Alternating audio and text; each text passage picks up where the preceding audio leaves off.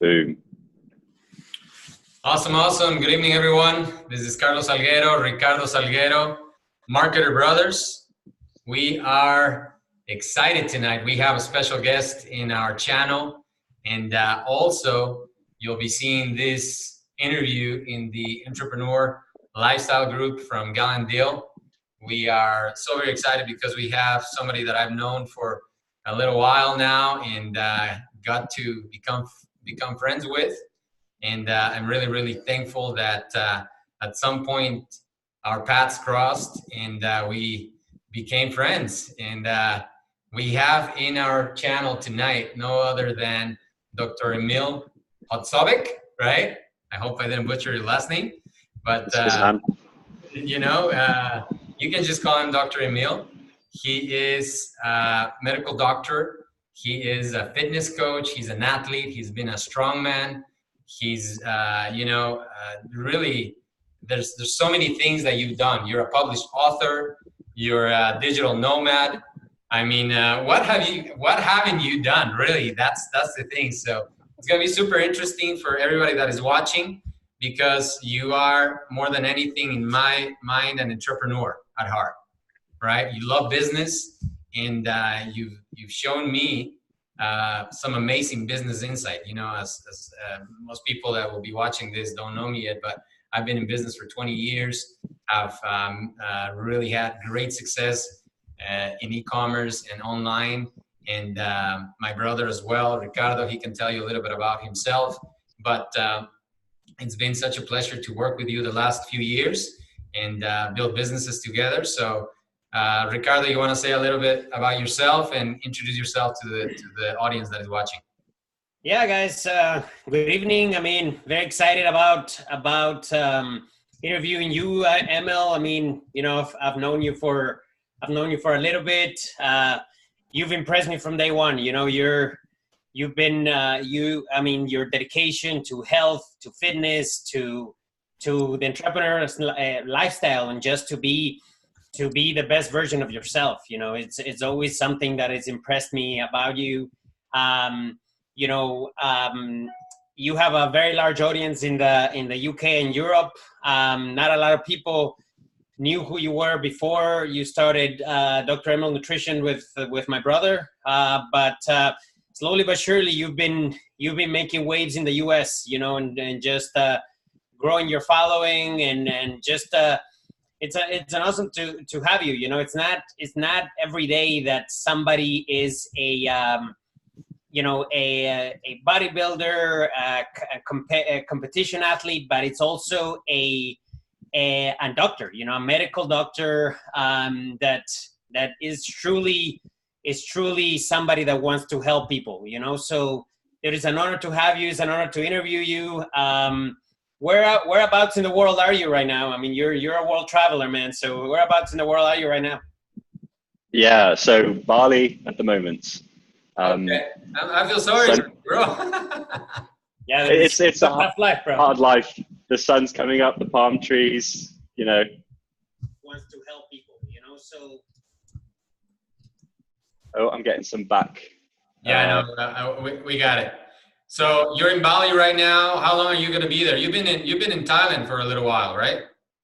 Yeah, Thailand for a couple of months. We're in Bali now for a couple of months, and then we'll be in Vietnam for a couple of months before heading back to Lisbon, Portugal for the summer. So yeah, Europe for the summer, and then when it gets cold, we'll head out again. Man, that's smart.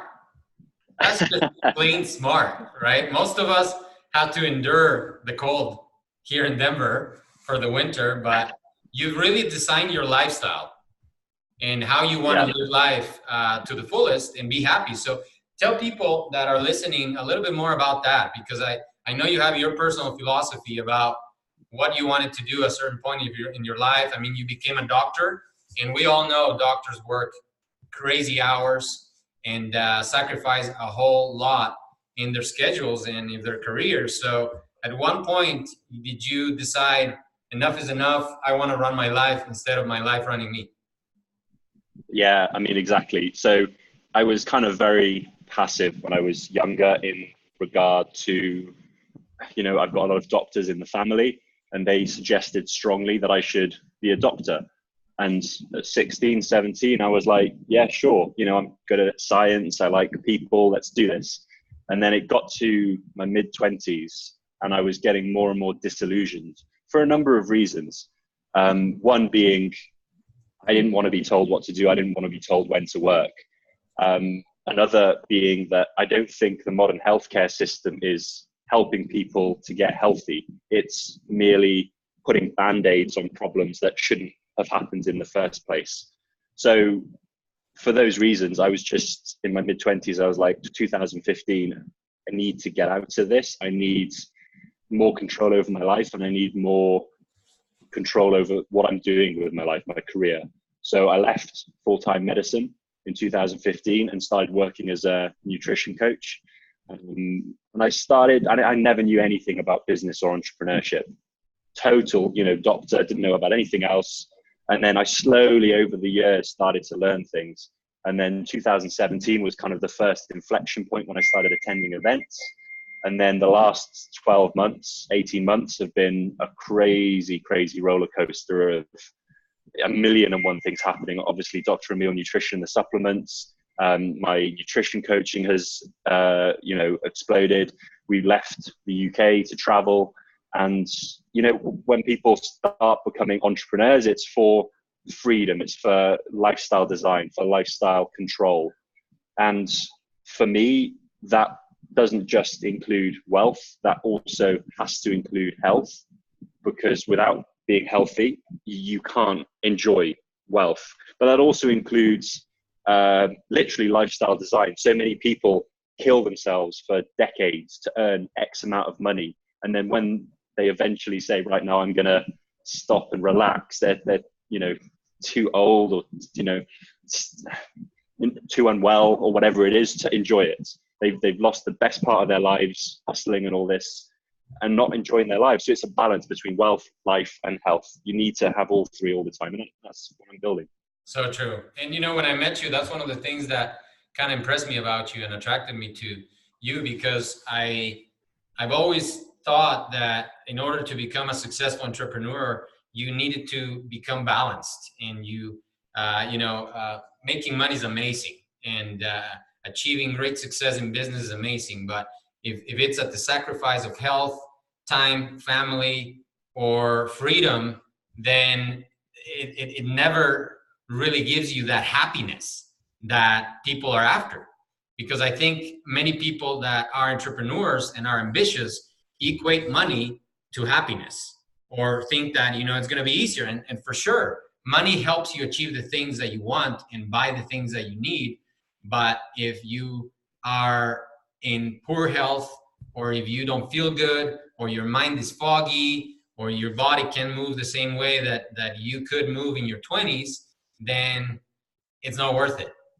Well, you don't get to enjoy it, right? I mean, if you're not in good shape, I mean, it's I mean, you don't have a family yet, but just the pleasure of being able to not just keep up, but be the example for your kids, just be able for them to look up to you. For you can run faster than them, and it's a pleasure. And you traveling all over the world, enjoying your life with your girlfriend, and just that in general, that health that gives you that energy to enjoy life.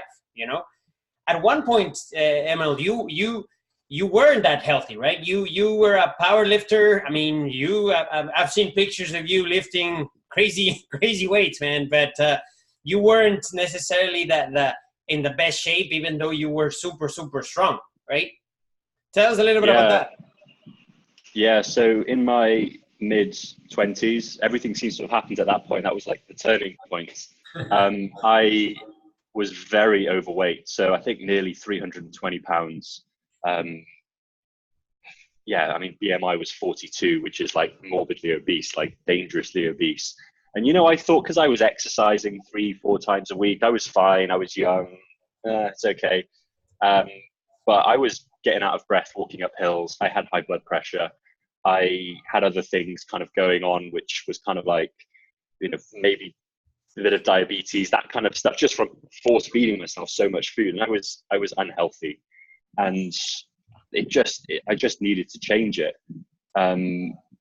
So that was it. I mean, that was where my nutrition journey started. I've always loved exercising and training and strength. But at that point I was, right, I need to get healthy, because I'm in my mid-20s now.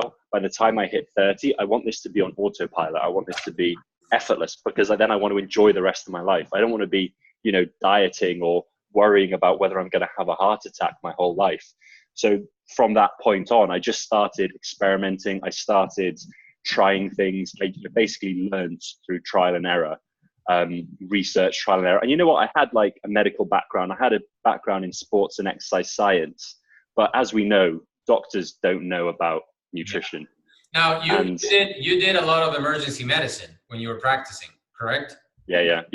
So how much of that impacted you as well? Because I am sure you saw a lot of cardiac patients and patients that were, dying because of their bad habits. Yeah. I mean, so many, there's different numbers are quoted, but like between 60 and 80% of all medical problems are related to lifestyle, or could be improved by improving lifestyle.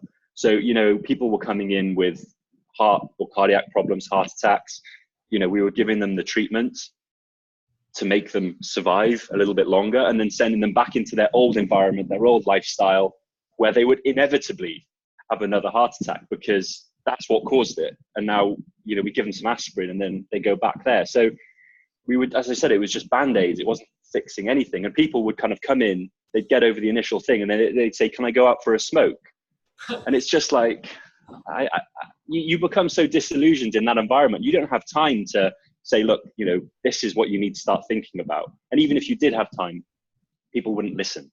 So it was just very, very, very disheartening. And I was like, right, I can't help these people as much as I want to. So if I can step back and start from the top. So I'm going to start by helping myself. And then next, I'm going to start helping a small group of clients. And then from there, I'm going to grow it out. And I'll work it out when I get there. But for the moment, I'm just going to help, 5 people who come to me for coaching. I'm going to help them, and I'm going to change their lives.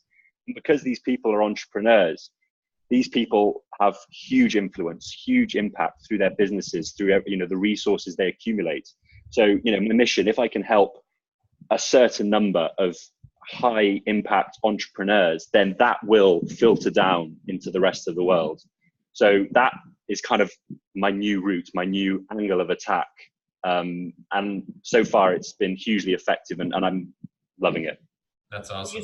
You said something very impactful, which we're into health. We're into working out and everything. But you said something that, as doctors don't know about nutrition, and I think that is a huge misconception we have in the world, right? That we forget. I think I heard the stats, and you can tell me I'm wrong, but I think medical doctors get less than a semester of nutrition in their entire medical career, right? So, and as we know, nutrition is the #1 pillar for health.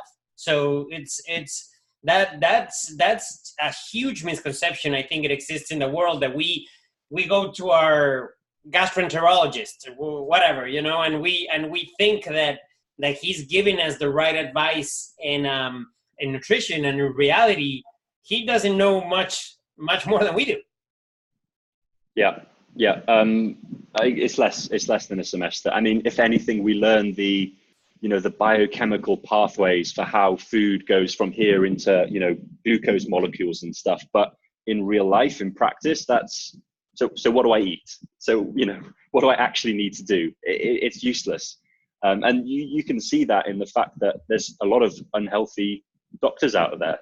And as an establishment, the medical community is just very slow, because we get guidelines from the government, and these guidelines are biased and delayed and old, and all these other issues with them. So, I mean, I don't blame doctors, but it's an issue for sure.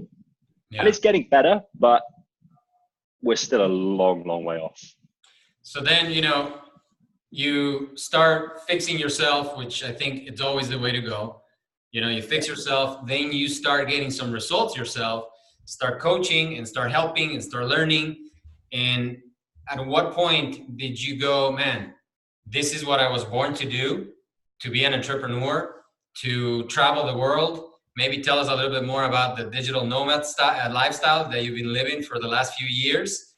Has that been challenging? Because there's a lot of people right now, and we were at an amazing mastermind this weekend with Galen Dill, which, by the way, man, I've been to masterminds, and boy, he puts out the precise information, not only practical, but mindset to help young entrepreneurs, and really at any age, help them overcome those barriers of just being stuck and go and take action and build real businesses for themselves. Now, at what point do you realize that, traveling is the way that you can build your business and you can do it on the road, but also how do you stay motivated?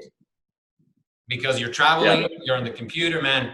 I bet you having the beach, the Bali beach right there, and if I was you, I would be out there every day. I wouldn't think about working too much. It would be hard to do. So tell people that are listening in that a lot of them are wanting to start a business, that it's online, that is e-commerce, that is, advertising, marketing, or anything. And most of the time, your office is your home, right? Your office is your laptop. How do you stay consistent? How do you stay motivated? And what helped you to overcome any distractions and any lack of motivation? Yeah, so no, great question. So, I mean, first off, when I originally left, I didn't know what an entrepreneur was. I didn't know what business was. I just left and was bumbling around, working my way out. It was only in 2017 that I kind of met a bunch of entrepreneurs, realized what the lifestyle was, and realized that I could achieve it. And that was from attending an event, a small mastermind, totally random. I'd never been to one before. I didn't even know what it was. And then from there, I started traveling just to hang out with more entrepreneurs. And that sounds sad, but it was like, you're the average of the 5 people you spend most time with. I was aware of that. And I was like, okay, so where are these people? Because they're not anywhere around me right now. So I was like, okay, someone would say, oh, there's this thing going on in a couple of weeks. Like, yep, sure, I'm there. Oh, there's this other thing going on. Yep, sure, I'm there. And the lifestyle I built from 2015 had allowed me to do that, or I made it allow me to do that. So for 2018, I was like just traveling to any event I could just to expose myself to more of this stuff. And it just escalated and escalated. Since, end of 2018, I've been pretty much traveling full time. And yeah, it's a super, super challenge. But the main reason and the main drive for it is to go to places where there are people, where there are events, where there are conferences, where the community is there, because that's where I want to be. I want to get that inspiration that those 5 people around me most often. And it's not easy. It comes with its own challenges. Every time you fly, you totally get disrupted. You land in a new country. You have to sort out the internet. You have to sort out where you're going to work. You have to sort out food. You have to sort out a gym, all these things. So it's not, perfect and idyllic. And as you say, I land and I've not worked for 2 days because I've been traveling. And then I've got all these new beaches and I have to sit down and catch up because it's been 2 days of traveling, and, stuff's got to get done.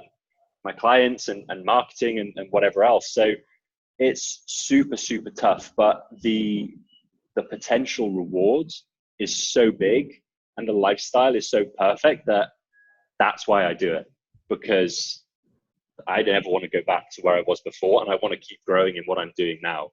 So, that is motivation in itself. I can see the beautiful Bali in front of me here, and that's why I'm doing it. I'm like, yep, super, super happy to be working on my laptop here. Super grateful for this opportunity. And on Saturday, I'll go to the beach, and that's cool, but it requires a lot of self-motivation. No one's telling you what to do.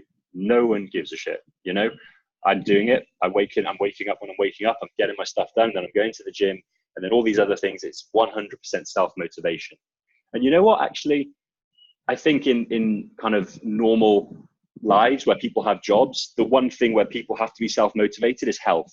So health gave me a really good kickstart for this self-motivated lifestyle, because all through the years I've been motivating myself to eat good food, motivating myself to go to the gym, motivating myself to sleep on time. And then when I started having to work for myself, then it was just an extension of that. It was just, okay, now I'm motivating myself to, you know, to get stuff done. So I think that's how I did it. And you have to find the motivation within.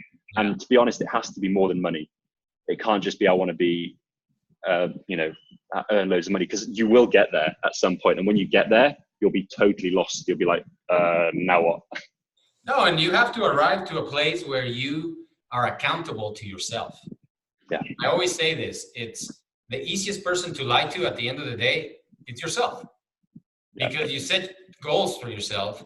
And I mean, we're the 15th of January right now. This is the week that New Year's resolutions come to die, right? Yeah. They've gone to the gym for a couple of weeks. They've eat clean for a couple of weeks. And man, they're overwhelmed, right? Yeah. They're like, oh my God, I'm so sore. Oh my God, I need some cake. Oh my God, I need to do this. And really, in the whole scheme of things, those challenges are not that hard to overcome if you become accountable with yourself. And if you decide today to stop lying to yourself, and just when you make an appointment with yourself to go to the gym or to eat healthy or to cut carbs or whatever other plan you're in, is like, you know, respect yourself enough to be there and to meet that appointment with yourself and to follow the things that you know. Because, man, if we're talking to entrepreneurs, they're smart. They know about nutrition, right? They can learn about nutrition in a day or two if they wanted to. Bro, if we can learn Facebook ads, we can learn nutrition, right? It's not that hard.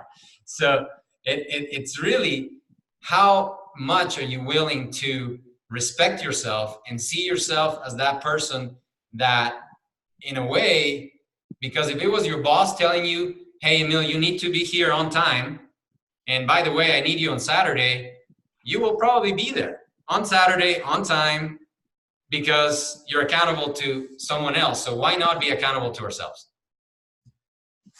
Yeah. Yeah, and it's about, you know, this, like you said, man, your purpose has to be a greater than yourself.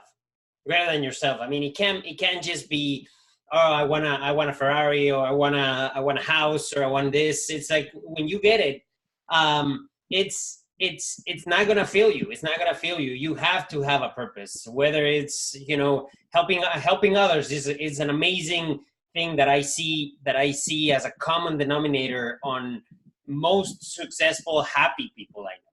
Because for me, it's not just success. You know, I know plenty of people with a ton of money that are miserable, and you know, the true people that are happy, they raise others. They provide value to other people, to other human beings, to their family, and I think at the end of the day, that's what we want. And as entrepreneurs, we want to control our time to follow our passion, and many times we're not brave enough to do it, and it takes those sacrifices. You know, it takes the long nights, it takes the waking up early, it takes that,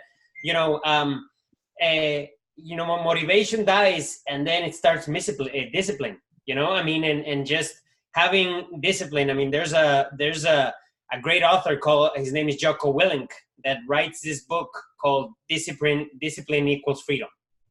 And, you know, I love that title because it's absolutely true. You know, I mean, that's what provides you everything you would want, you know, to do it when nobody's looking, you know, to have the integrity to work hard at your dreams when nobody's pushing you, when nobody's forcing you to it. And, just like you said, Carlos, to stop lying to yourself. Yes.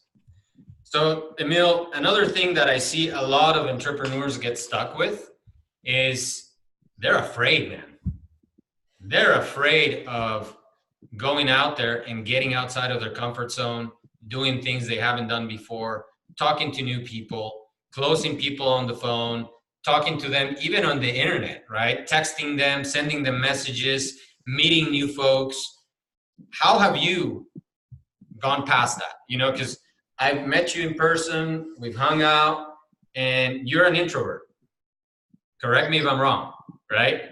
You're an introvert. I call you a gentle giant because, dude, I'm 5'10". Here's Emil, right? We wouldn't be able to be on the same camera. In fact, when I first met you in person, I'm like, dude, this guy's a giant. What the heck? And I'm like, all right, so I need to wear my boots next time I'm with you, right? To take pictures or to stand on a stool. The camera doesn't do justice to your physique, to be honest with you. For people that want to check you out, you might as well go and see, what Emil looks without clothes on, especially the ladies watching the channel. I'll post a link to your Instagram, man, just so that ladies, you can thank me later. Yeah. But anyways, how do you overcome that fear? Simply, you just decide that what you want is greater than that fear. And that's why you do it. What I found a really good kind of compass is if something is making me feel uncomfortable, then I should probably do more of it. So, sales calls, hate them. So I need to do more of them. 100% need to do more of them. Anything in that kind of, that kind of makes me feel uncomfortable, that I kind of instantly get this kind of knee-jerk reaction to, I lean into, and just get better at it. And I kind of allow that, entrepreneur pride that I want to dominate something, and I let that drive me on. So yes, I feel uncomfortable, but I kind of overcome that, and then just let the kind of this desire to just win at everything to take me down that road. And I'm just like, yeah, that's fine. And it goes back to being honest with yourself, because you can make excuses. You can say, yeah, no, I can sell people through WhatsApp. I can sell people through Facebook posts. It's like, but should you be getting them on calls? What is the optimal solution? If you should be getting them on calls, then you just need to do that. Like, don't mess around. You need to do that, or work out a way to get there. So having a bigger why and then leaning into your discomfort are the two biggest things for this, for sure. Same with health. If things are making you uncomfortable, you just need to start doing them. Do more. For sure. And they'll become less uncomfortable. And through kind of mindset, you will start to enjoy them. Be open-minded to that possibility and embrace it. Why not? You might as well enjoy it if you're going to have to do it. Yeah. What would you say about the value of building relationships in business? Because especially in your niche, medicine, one thing, being an athlete, being a competitor, because you've competed in bodybuilding competitions, you've competed in strongman competitions. You've done quite a bit of stuff. What do you say to people that are watching the value of building genuine, true relationships with people, and not so much transactional relationships, right? Transactional relationships, the way I see them, is like, I want to talk to you because you mean money to me. Otherwise, I don't want anything to do with you. Instead, how is really for you building those relationships that will eventually, at some point, maybe not, create you money, but that add value to your life in one way or another, and that you can add value back? Yeah, relationships are everything. Probably the most in, this business entrepreneur environment. Relationships are literally everything. It's been relationships that have got me everywhere in this. And that's as an introvert, who spends 98% of my time kind of in my own little bubble. So, nurturing relationships, and as you say, not in a transactional way, not in a manipulative way, but in a genuine way of looking to give value. The more, just always look for a way to give that person some value, whether it's in a pleasant interaction, whether it's in some information you have, whether it's in some recommendations, or even a connection with another person. Just look to give value with expectation of nothing in return. One, that makes you feel good, and two, it inevitably pays dividends down the line. The key is just not to expect them, not to, give value to 10 people and be like, right, where's my ROI? It's not about that. It's just give value, forget about it, give value, forget about it, give value, forget about it. And then over time, everything will come back. And that's just abundance. You've just got to let the value flow. So you've got to just give it, and just let it come back when it's ready. It's compounding, man. Really what it is, it just compounds over time. I mean, people think about, the strongest force in the universe. I don't know who said this. I think it was Einstein or something like that. That, is interest, right? Compound interest. Warren Buffett, Einstein, who cares? I personally believe that the strongest force is compound relationships. As you build more relationships, you add value, you are generous, you are grateful, you are thankful about the things you have, no matter how little it is, and you just share away abundantly, man, it comes back to you and you can't stop it. You cannot stop it. I mean, I was just talking to Ricardo earlier today that when we start business projects, things seem to fall into place perfectly. Not because we started this yesterday or a month ago, but because we've been building relationships for 20 years, right? We've been building businesses since we were kids. We were hustling way before most people were even capable of doing anything. I mean, Ricardo was selling candy when he was in kindergarten, right? I would sell bites of my apple, man. I would sell bites of my apple, man. I would bring in an apple. I would sell bites. So, those are the things that if people would just understand that and really start building relationships with that intent, everything that they start would succeed. Because if they add the relationships plus the hustle, the work, the discipline, and the good success habits, truly, there's no competition. Yeah, for sure. For sure. So Emil, I don't want to extend the interview too long, but I know that you will be traveling back to Europe probably in the next month or two, right? When do you go back to Portugal? So it'll probably be April, May time. So a few more months. Wait for it to warm up a little bit. Smart. You're a smart man. What would you tell people that are listening right now that are starting their business, in the journey already, to help them?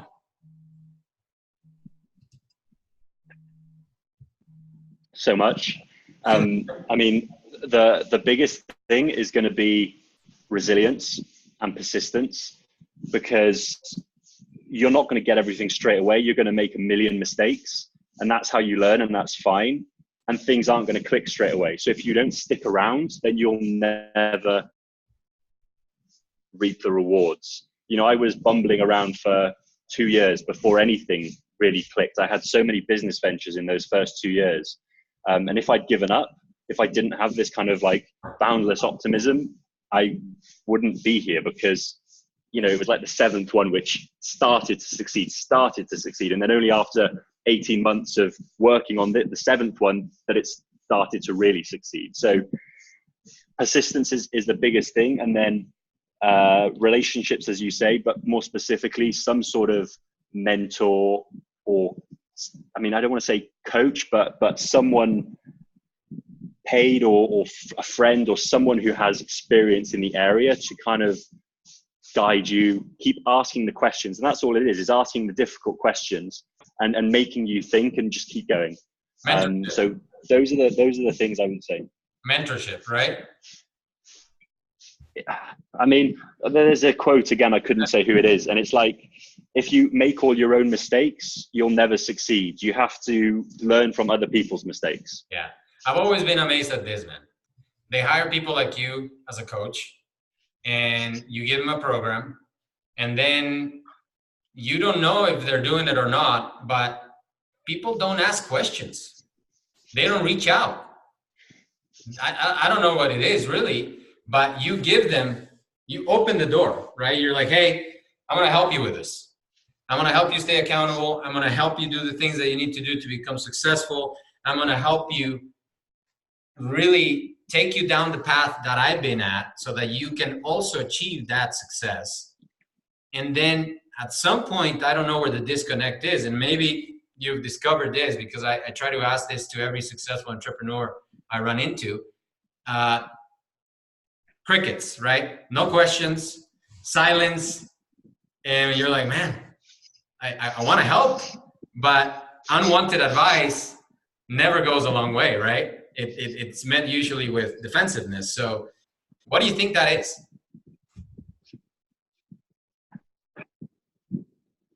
It's so difficult. I mean, I get a lot of people who are very embarrassed to ask questions, and they apologize for asking questions. And I'm just like, no, I want 4 questions next time we talk. I don't care what they're about. You just need to ask me 4 things, because when people have questions, it's a hook in their own minds that they need something on. And that makes it infinitely more powerful than me just saying, this is about calories, this is about exercise, because it just kind of washes over and disappears. But when people give me hooks and I can put information on that hook, it's infinitely more valuable. As to why, there might be a pride thing, but also I think, particularly in the health industry, people are very, very protective of their own methods, and they don't like to be questioned. So, someone says, this is what you need to do. And it's like, yeah, but why? It's like, how dare you question me? I'm the expert on this. Don't ask stupid questions. Whereas I'm the opposite. I'm like, anything I say, you should eat this. Why? Because of these reasons. Why? This is what I found in my experience, and this is what the science says. Yeah, but why? Or what about this, which I've also heard? I'm like, yeah, that's a great thing. These are the reasons why I'm not using. And I feel, you see social media, it's so polarized, so extreme, and everyone's just jumping down each other's throats, shouting at each other and arguing. People may be almost afraid to ask questions, to kind of deviate from the script. So I try and reverse it in my clients, but it's so difficult. It's just this like ingrained thing. And I'm just like, look, please ask questions. I'm not right all the time. I've achieved these things. I've got this experience, but I'm always open to improving further. I've tried veganism, I've tried keto, I've tried bodybuilding diets, I've tried clean, I've tried if it fits your macros, I've tried fasting, and everything I found which has been genuinely beneficial, I've incorporated, because I want to be the most optimized human ever. So I'm not averse. I'm not sticking to one method. I'm sticking to the best method, and that's always evolving and improving. And that's why people need to ask me, why not this? I've read about this. I've seen this podcast. They say I should do this. Well, what are your thoughts? And I'll be like, I'll listen to it. And I'll say, okay, so this is maybe useful. The rest of it, not so much. These are my reasons. You're very welcome to disagree. So that might be a reason. Yeah, no, I agree with you. And I think it's also insecurity, right? It comes back to being in the education, in an education system where you almost get punished for asking questions, right? The inquisitive kids are not necessarily the ones that the teachers like the most, right? Because they're like, man, they make them work more, and those teachers want it easy, right? They want well-behaved kids that don't ask questions, that are not rowdy, that are not, disturbing. So they almost like, if you don't conform and you're asking a lot of questions, they're like, man, you need to go see a psychologist. You need to take medication because you can't focus. You need to do that, instead of saying, man, maybe this kid or this person needs to be taught in a different way, needs to go a different route, has different ways of learning and experiencing things. So I really think that it comes also back to that, where, subconsciously, we're still in that classroom where Miss who knows what yelled at us for asking, hey, is that a 2 or is that an A on the whiteboard, right? And I've seen it. I've seen it not only with myself, but I've seen it with my kids, where they almost get punished for asking questions. So I think it goes back to that. But one thing that really I was thinking when you were talking about that is, hey, learn to ask why. Because the best way to disarm a fake guru online is to ask him a lot of why questions, right? There's like, Emil, why do I need to cut calories? Why do I need to do this? Why do I need to do that? If they answer you without getting defensive, then you're probably in the right hands. If they don't, watch out. If you take one thing away from this whole, interview, why? Just ask it related to business, related to health, related to anything in life. Just ask why. Go back to being a kid and why? Get annoying about it, because that's the only way you're going to understand, buy into the process and succeed in life. Yeah. And, you know, you say about education, I mean, that gets carried into real life. Like you go into a doctor's office and you say, why do I have to do this? Why do I have to take this treatment? One, the doctor doesn't have time to tell you. Two, the doctor's in this kind of position of authority and isn't used to being questioned. It's like, because I'm a doctor, that's why you do it. You know, so it just leads to this kind of training to not question the establishment, not question the position of authority. And that's where entrepreneurs are very good, because we question things and we deviate from the norms and we ask why, but we need to do it more, for sure. Agreed. Yeah, agreed, man. Ricardo, you want to say some parting words? No, man. Emil, as always, man, thank you so much. I mean, the why, that's the last thing that we all, I think, has made us all successful and has made us all just improve ourselves daily. You know, no matter what, no matter who it comes from. I mean, we're my brother and I are over 40. You know, we're older than most people nowadays that you see hustling online and everything. And here comes a gallant 28-year-old that has been asking why for a long time, you know, and taught us a lot. And you know, just be a kid again. My daughter asked me why, and then I'm like, you know, and that's life. That's life. Never stop. Never stop. And that's how you're gonna grow. That's how you're gonna be a better entrepreneur. That's how you're gonna be a better human being. So thank you, Emil. Can't wait to see you, man. And thank you for everything you do. Hey, buddy. Oh, pleasure, guys. Always a pleasure to chat with you and hang out, even if it's on a Zoom call. But I know we'll be seeing each other very soon. I'm rooting for you to maybe come and swing by Colorado. It's a little cold, brother, but maybe it's time for you to come visit. I'm just saying. Yeah, bro. I'll be there for sure, man. You know, it's been too long. Yes. Thanks, my friend. Hey, guys, anybody who wants to learn more about Emil, what's your handle on Instagram, brother? Project Goliath. Project Goliath. You can find them on Instagram, Facebook, different places. You'll learn a ton just from the stuff that you post on health, fitness, coaching, entrepreneurship. I mean, I love reading your posts. You do an amazing job as well. And I mean, I've learned a lot from you. I mean, I'm a fitness nut, as you know.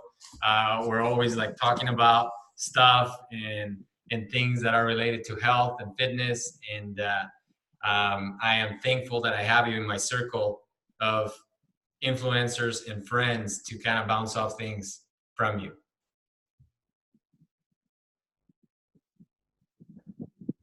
Yeah, and I love sharing that stuff, man. I love talking about it. I love writing about it, and I love sharing it. Well, my friend, looks like people in Bali are waking up and the internet is getting bogged down. So we're going to disconnect before we get cut off completely. Thanks, brother. Yeah. Until next time. Thank you, guys. Thanks so much, buddy. Bye-bye. Take care.